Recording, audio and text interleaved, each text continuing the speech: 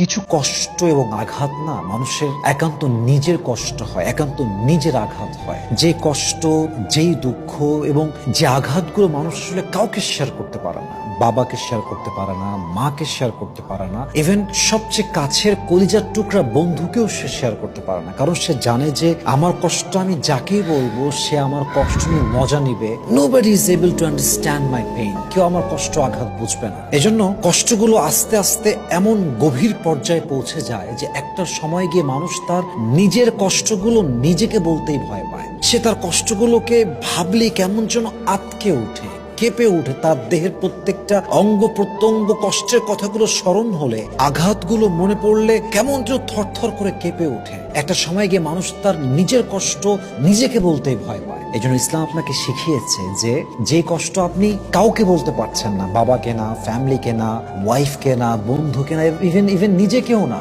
আপনি সেই কষ্টগুলো সেজদায় লুটিয়ে, নিজের মাথাকে নত করে সেজদায় লুটিয়ে দিয়ে আল্লাহকে বল। আল্লাহ আপনার কষ্টের প্রাইভেসিও রাখবেন এবং অচিরে আপনার সমস্ত দুঃখ কষ্ট আল্লাহ দূর করে দিবেন ইনশাআল্লাহ।